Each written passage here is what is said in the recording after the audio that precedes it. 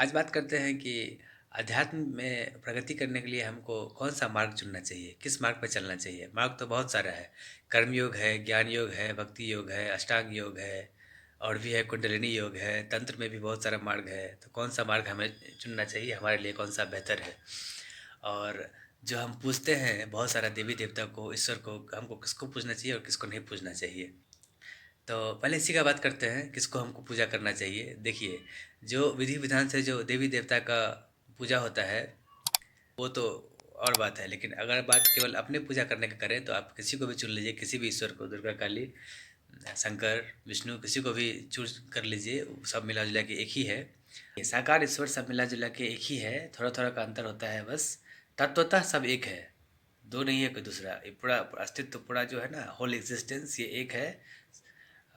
एक ही तत्व है सब, अद्वैत है सब। लेकिन एक होते हुए भी सब में थोड़ा थोड़ा डिफरेंस है। सबका अपना अपना स्वभाव है, संस्कार है, नाम है, रूप है, धाम है। तो आपको जो ठीक लगता है आप किसी को भी चुन लीजिए। आप किसी का भी पूजा कर सकते हैं। मतलब कि ज़्यादा हम कभी तो सलाह नहीं देंगे कि आप उसके भक्ति में रम जाइए। उसका इस्तेमाल कीजिए अपने मन को शुद्ध करने के लिए। पूजा पाठ करना चाहिए। पूजा पाठ, पाठ नहीं, पाठ बोल दो, पाठ होना चाहिए। पूजा और पाठ जो भी उसका मतलब होता है ना, शास्त्र ग्रंथ, उसका पाठ। पाठ किसी को भी आप चुन सकते हैं साकार ईश्वर में। और लक्ष्य होना चाहिए आत्मज्ञान, अपने स्वरूप की प्राप्ति। पूजा किसी का भी कीजिए, लेकिन पहुंचना स्वयं तक है। शुरुआत दूसरे दूसरे से भी कर सकते हैं और अपने से भी कर सकते हैं। शुरुआत स्वयं से भी कर सकते हैं, अपने से चल के ही अपने तक भी पहुंचना भी हो सकता है। और किसी दूसरे को चुन करके, किसी बाहर का मतलब होता है ना, दूसरा किसी ईश्वर को भी चुन करके वहाँ से शुरू करके और स्वयं तक भी पहुँचना हो सकता है। लेकिन हम तो यही सलाह देंगे कि पहुँचने का लक्ष्य लक्ष्य जो है वो स्वयं होना चाहिए। अपने आत्म आत्म स्वरूप में स्थित होना ही लक्ष्य होना चाहिए। किसी दूसरे ईश्वर का आप कितना भी पूजा कर लीजिए, भक्ति कर लीजिए, आपको वो तृप्ति नहीं मिलेगा जो आपको अपनी आत्मा में मिलेगा। और वो शांति सुकून अपने घर का बात ही कुछ और है। बाकी कोई ईश्वर कितना भी आपको प्रेम दे दे, वो दूसरा दूसरा ही रहता है। अपना मालिकियत का अपने घर में होने का मज़ा ही कुछ और है ना। तो अपने लक्ष्य होना चाहिए अपने आत्मस्वरूप का ज्ञान। चाहे आप योग का पार्ट कोई भी सभी चुन लीजिए, आप किसी भी ईश्वर को पूज लीजिए। लक्ष्य रखिए अपनी आत्मा को जानना, स्वयं को जानना। अगर खुद को नहीं जाने, अपने आत्मस्वरूप में स्थित नहीं हुए तो सब कुछ प्राप्त होकर भी कुछ प्राप्त नहीं होगा, अगर स्वयं में नहीं पहुँचे तो। अगर खुद को नहीं जाने तो सब जानना व्यर्थ है। बाकी सब कुछ जान लिए और खुद को नहीं जाने तो बाकी सब जानना किसी काम का नहीं है। और बाहर का कुछ नहीं जाने, स्वयं को जान लिए तो सब कुछ जान लिए। तृप्त हो जाइएगा आप। अपने अपना घर में घर लौट आने का, अपना चैन सुकून का जो वो एहसास होगा, उसका कोई बराबरी नहीं है। उसका कोई जोर नहीं है संसार में। एक बार जिसको अपने आत्मस्वरूप का चस्का लग गया, अपने अपने स्वरूप में स्थित होने का, अपनी मालिकियत का इसको चस्का लग गया, वो भला किसी ईश्वर का भक्ति करेगा? कभी नहीं करेगा वो। मेरे साथ ऐसा ही कुछ घटना हो गया। हमको अपने स्वरूप का ज्ञान होने के बाद कोई चाहा कि ऐसा कि मतलब कि समर्पण कराने के लिए, दास बना के रखने के लिए। अब वो संभव है? कदापि ये संभव नहीं है। वो भी कोई ऐसा ढंग का रहे, अपना अपनापन दिखाने वाला, तो चलो ठीक है। ऐसा आया समर्पण करने के लिए, ऐसा दास बनाने के लिए, जैसा लगता है। मेरा कहने का मतलब ये है कि लक्ष्य रखिए केवल अपने आत्मस्वरूप का ज्ञान। स्वयं को जानने का जो है सो लक्ष्य रखना चाहिए। आप बाकी आप किसी को भी पूज लीजिए, सब ठीक है। आपका लक्ष्य केवल दूसरे को पूजने का इतना ही है ना, कि आपको मन को शुद्ध करना है। तो कोई भी बड़ी शक्ति जो है, ईश्वरीय शक्ति, वो आपके मन को शुद्ध करने में, जब भी आपका ध्यान करेंगे ना, तो आपसे आपका ऑटोमेटिक मन शुद्ध होता चला जाएगा। आपको किसी ईश्वर फिश्वर में आपको जो है सो अगर कोई नहीं है रुचि, तो आप किसी गुरु को चुन सकते हैं, किसी महापुरुष को चुन सकते हैं। भारत ऐसा देश है जहाँ की क्या बोले, इतने महापुरुष हैं कि महापुरुषों का धरती है ये भारत। आप किसी को भी चुन लीजिए, बहुत एक से एक है। मतलब होता है ना, किसी भी तरह से आपकी चेतना को ऊपर उठाना है तो किसी भी बड़े महापुरुष को आप चुन लीजिए, उनका ध्यान कर सकते हैं। आप किसी ईश्वर का ध्यान कर सकते हैं। शुरुआत दूसरे से कर कीजिए, लेकिन पहुँचिए अपने तक। जैसे रजनीश आचार्य भी कहते थे कि ठीक है, गुरु हम हैं तुम्हारा, हमारा तुम ध्यान करते हो, करो, कोई दिक्कत नहीं है, लेकिन तुम मेरे इस स्वरूप से तुम अटक मत जाना, चिपक मत जाना इसमें।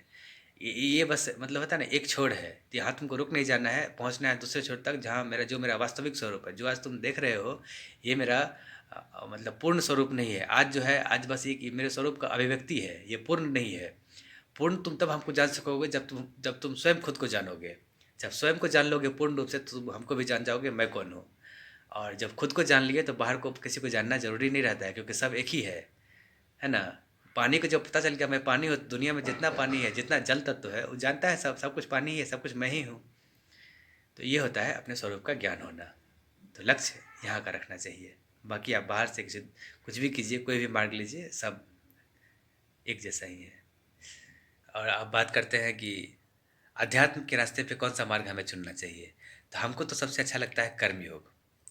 अपने कर्म में 100% होना, पूरा पूरा होना, कर्म के द्वारा जो है सो अपने मन को एकत्रित करना, अपने ध्यान को अपने कर्म में लगाते हुए अपने मन को इकट्ठे इकट्ठा करना, ये सबसे बेटर है। जो आप काम कर रहे हैं वही काम कीजिए, वही काम में पूरा पूरा मन लगाइए, उसी से मन को एकत्रित कीजिए।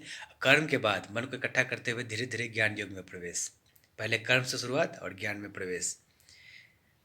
कर्म से मन को इकट्ठा किए, उसके बाद सत्संग से, शास्त्र अध्ययन से, महापुरुषों का बात सुन करके, उनका वचन सुन करके जो हम धीरे धीरे ज्ञान में प्रवेश करते हैं, वो सबसे उत्तम है। और हमको सबसे ज़्यादा जो हमको खराब लगता है वो है भक्ति योग। किसी का भक्ति करना, किसी का दास बन जाना, ये बहुत बुरा है। हम इसका भुक्तभोगी हुए हैं। वो मतलब कि समर्पण कराने के लिए आपको किस हद तक वो टॉर्चर करेगा, उसका उसके टॉर्चर का कोई सीमा नहीं है। अगर आपका उससे हट के आपका अगर कोई इच्छा हो गया तो आपको किस हद तक वो टॉर्चर करेगा, इसका कोई हिसाब नहीं है। और ये दासत्व का इतना गंदा हमको विष पिलाया है, इसका हम क्या बताएं अब। दासत्व का बहुत कड़वा स्वाद हम चखे हैं ईश्वर का भक्ति करके, इसलिए हम तो कहेंगे इससे तो आप लोग दूर ही रहिए। अभी भी उससे परेशान है, अभी भी लड़ रहे हैं, अभी भी उससे पीछा छुड़ा रहे हैं, कैसे भी करके हम उससे पीछा छुड़ाना चाहते हैं। ये भक्ति योग बड़ा खतरनाक है, इससे तो बच के रहना चाहिए हर हाल में। अपने मालिक आप स्वयं बनिए, अपना कमान दूसरे के हाथ में मत दीजिए। एक बार अगर दूसरा के हाथ में आपका कमान चला गया तो आप कैसे नचाएगा, उसका कोई हिसाब किताब नहीं है। उसको समर्पण कराने के लिए आपको किस हद तक टॉर्चर करेगा, उसका कोई सीमा नहीं है उसके टॉर्चर का। हाँ ठीक है, ईश्वर का है, बड़ी शक्ति है, उसका आदर है, सम्मान है, उसका पूजा करना चाहिए, उसका इस्तेमाल अपने फायदे के लिए करना चाहिए, मन को वश में करने के लिए करना चाहिए। लेकिन उसका भक्ति करना ये बड़ा कभी कभी घातक हो जाता है। अगर कहीं अहंकार फंस गया किसी चीज़ में, कहीं आप अटक गए, तो बहुत बुरा हाल होता है। इसलिए भक्ति से तो बच के ही रहिए जितना बच सकते हैं। और अपने हम तो लोगों को ये सलाह देते हैं कि अपना मालिक खुद बनो, अपना मालिक बनो, दूसरे को अपना मालिक मत बनने दो।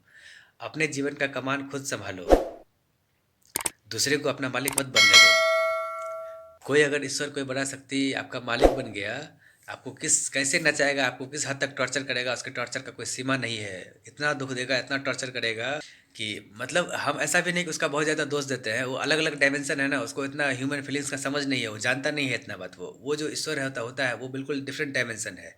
हम लोग जो ह्यूमंस हैं ये बिल्कुल डिफरेंट डायमेंशन है। हो सकता है उसको बात समझ में ना आता हो, नहीं जानता हो कि ये कितना पीड़ित हो रहा है इससे। तो हम कंप्लीटली ये बात नहीं बोलते हैं, लेकिन उसका भुक्तभोगी हम हुए हैं, बहुत ज़बरदस्त तरीके से हुए हैं।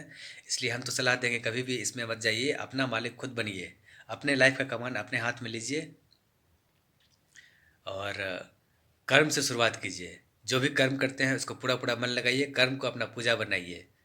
कर्म ही सबसे बड़ा पूजा है। कर्म पूजा कब बनता है, जब कर्म में आप पूरे पूरे होते हैं, जब कर्म का आप मालिक बनते हैं, कर्म को पूरे पूरे पूजा के जैसे करते हैं, पूरे पूरे ध्यान लगा के करते हैं, तो कर्म पूजा बन जाता है। ऐसे कर्म तो सभी करते थे, सभी पूजा थोड़ी कर रहा है।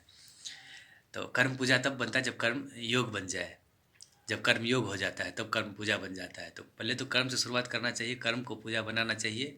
उसके बाद कर्म से धीरे धीरे ज्ञान में प्रवेश करना चाहिए। समझ का जो है सो, चेतना का जो जागरण है, उसमें उसके उसके प्रति जो है सो आगे उस रास्ते पे आगे बढ़ना चाहिए। तो वैसे तो सबसे इम्पोर्टेंट ये है कि किसी भी तरीके से आपका योग होना चाहिए, किसी भी तरीके से आपका मन जो है सो आपके अधीन होना चाहिए। किसी भी तरह आपका जो मन में मन का जो आसक्ति है वो मिटना चाहिए, चाहे आपको कोई सा भी योग अपना लीजिए। लेकिन ये मेरा ओपिनियन था, ये करना चाहिए। आप इसमें आपको क्या अच्छा लगता है वो आप चुन लीजिए। और जो बात है कर्म योग का, ज्ञान योग का और भक्ति योग का, भक्ति योग में समर्पण सबसे ज़्यादा जरूरी है। आपका इच्छा जो है सो, आप क्या चाहते हैं उससे कोई मतलब नहीं है। हाँ, वो जिसको आप पूछते हैं वो क्या चाहता है, वो क्या बोलता है, वो सबसे इम्पोर्टेंट हो जाता है। भले आपको आपको कुछ भी करने के लिए बोल सकता है, आपके साथ कुछ भी कर सकता है, आपको हर चीज़ के लिए तैयार रहना चाहिए। ये स्थिति बहुत बुरा होता है। इसलिए भक्ति में जाने से पहले 1000 बार सोच लेना चाहिए, किसी दूसरे के हाथ में अपना कंट्रोल देना है कि नहीं देना है। आप ऐसे माया में सर रहे हैं, वो ज़्यादा अच्छा है किसी दूसरे के हाथ में, अपना किसी बड़ी शक्ति के हाथ में अपना कमान देते हैं, वो आपके साथ वो खेलने लगे, खेल करके आपको पूरी तरह तबाह कर दे, बर्बाद कर दे। देखिए भक्तों को कैसे बर्बाद करता है। हमारा बात नहीं, अगर विश्वास हो रहा है तो भक्तों का जीवन खोल के देखिए, कैसा दीनहीन दुर्दशा होता है उसके जीवन में, कैसा दुर्दशा उसको देखना पड़ता है। अभी के समय में काम तो लोग करते ही हैं, तो काम को थोड़ा सा और अटेंटिव होकर करना है, पूरे ध्यानपूर्वक करना है, ताकि आपका मन पूरा पूरा काम में लग सके। जब मन पूरा पूरा होने लगा तो मन वश में होने लगेगा। इसी को योग कहते हैं। चाहे आप किसी भी मार्ग से चुनिए, या तो आप ज्ञान से इसको मन को अपना ठीक कर लीजिए, या कर्म से कीजिए, या भक्ति से कीजिए, चाहे योग से कीजिए, अष्टांग योग से कीजिए, वो आपकी मर्जी है। लेकिन हमको तो सबसे अच्छा लगता है पहले कर्म योग, उसके बाद फिर कर्म योग से ज्ञान योग में प्रवेश। कर्म से मन को समेटा, अंतःकरण को शुद्ध किया, जो काम कर रहे हैं वही काम को ढंग से किया, और उसके बाद धीरे धीरे सत्संग से, महापुरुषों का वचन से, शास्त्र अध्ययन से ज्ञान में धीरे धीरे प्रवेश किए। ये हमको सबसे अच्छा लगता है। इसलिए सबसे पहले तो कर्म योग को पकड़ना चाहिए। कर्म से अपना कर्म करते हुए अपने अंतःकरण को शुद्धि, अपने जो बिखरा हुआ मन है उसको समेटना चाहिए। साथ में कोई दो ढाई अक्षर का अगर नाम आप लेना चाहें तो ले सकते हैं। सभी नाम जो है सो उस परमात्मा का ही नाम है। कोई भी नाम आप ले सकते हैं। किसी ईश्वर का जो है जो साकार ईश्वर है उसको ध्यान में रखकर उसका नाम मत लीजिए, उस परमात्मा को ध्यान में रखकर उसका नाम लीजिए। वो ज़्यादा बेनिफिशियल भी है और आपके लिए अच्छा भी है।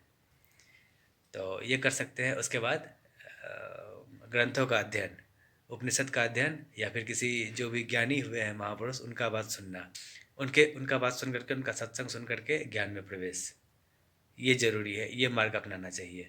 तो आज के लिए इतना ही रखते हैं। That's it for today. Thank you for watching this video. If you like the video please hit the like button and subscribe the channel.